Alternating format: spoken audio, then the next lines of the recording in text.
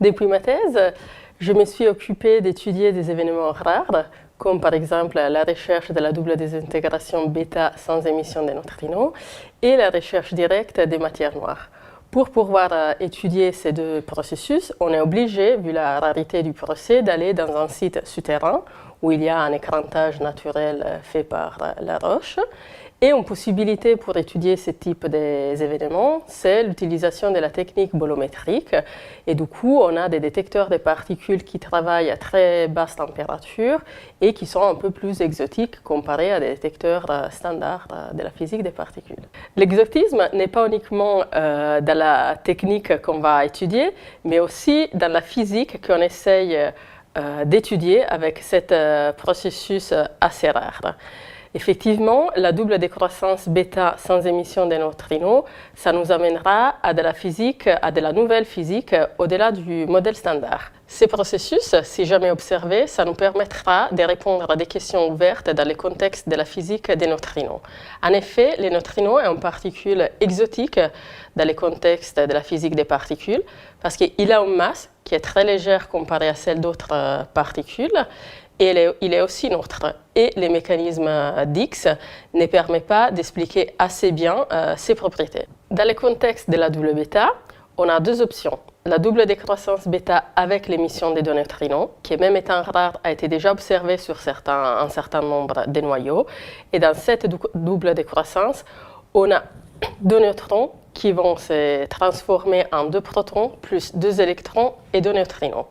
Mais nous, ce qu'on va étudier aujourd'hui, c'est un autre type de décroissance, encore plus rare, jamais observé, qui va au-delà du contexte du modèle standard. Et c'est la double décroissance bêta sans émission de neutrinos, pour laquelle on a deux neutrons qui vont décroître en deux protons plus deux électrons et rien d'autre. Quel est l'intérêt pour étudier ces processus?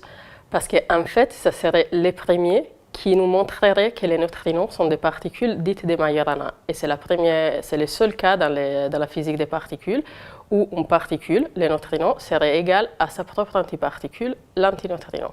Si cette double bêta, elle existe, elle prévoit la création que de la matière et pas du tout de l'antimatière. Et donc, ça nous donne une piste supplémentaire pour expliquer pourquoi dans l'univers, il y a plus de matière que d'antimatière. Parmi les différentes techniques qu'on peut utiliser pour étudier la double décroissance bêta sans émission de neutrinos, on a la technique dite bolométrique. On prend un cristal qui contient lui-même l'isotope censé faire la double décroissance bêta. On couple à ce cristal un thermomètre et chaque fois qu'il y a un dépôt d'énergie dans le cristal, on relève l'augmentation des températures du système.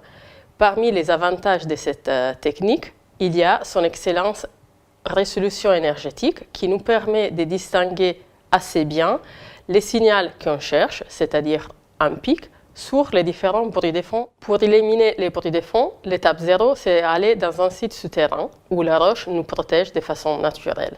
En plus, on est obligé de travailler dans des conditions assez pures, donc on utilise des matériaux à très basse radioactivité et dans des salles blanches avec un contenu de radon assez faible. Les cristaux qu'on utilise, en détail de plusieurs centaines de grammes, ils sont couplés à un thermomètre et pour pouvoir détecter l'énergie déposée, on est obligé de travailler à des températures extrêmement basses, de l'ordre de la dizaine de millikelvin. Et ces types d'expériences sont installés dans des laboratoires souterrains en Europe, comme les Gran Sasso en Italie ou les laboratoires souterrains de Modane. Aujourd'hui, la plus grosse expérience bolométrique au monde, c'est Quaret.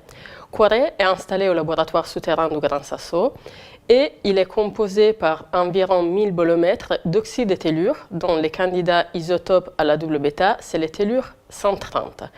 Grâce aux premiers résultats de cette expérience, on a pu étudier une nouvelle technologie, dite des bolomètres scintillantes, qui va nous permettre dans le futur d'améliorer la reconnaissance des bruits de fond. Notamment les bruits de fond alpha qui viennent du matériau qui sont autour du détecteur lui-même. La technique des bolomètres scintillantes, c'est une technique qui a démarré il y a 10 ans et qui prévoit une lecture en coïncidence de la lumière et de la chaleur produite lors d'une désintégration dans les cristals.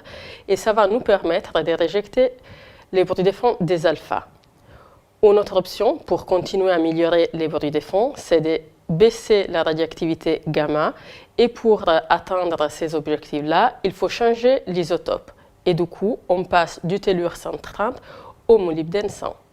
Un démonstrateur de cette technologie est Cupid MO, qui est installé au laboratoire souterrain de Modane et qui est composé par 20 cristaux lithiés, dont l'isotope qu'on cherche la double désintégration est le molybdène 100. Grâce aux résultats de l'expérience Cupid-MO, nous sommes en train de concevoir une expérience de nouvelle génération qui va s'appeler Cupid, qui sera installée au laboratoire souterrain du Grand Sasso et qui prévoit l'installation de 1500 bolomètres de cristaux lithiés comme Cupid-MO. Cette R&D va nous permettre d'augmenter la sensibilité des expériences des prochaines générations et c'est dans ce contexte qu'un nouveau projet appelé Bingo nous apportera des ruptures technologiques pour augmenter donc la sensibilité. Parmi les pistes envisagées pour augmenter cette sensibilité, on prévoit un nouvel type de mécanique, un véto cryogénique installé dans les cryostats, et ça sera la première fois qu'on utilisera cette méthode, et on envisage aussi des détecteurs de lumière beaucoup plus performants que ceux qu'on a aujourd'hui. Les rêves, ça serait donc de trouver la double décroissance bêta sans émission de neutrinos, qui nous montrerait que les neutrinos sont une particule de Majorana et ça serait la seule particule avec cette propriété. Et après, on ne sait jamais qu'est-ce que la physique nous réservera.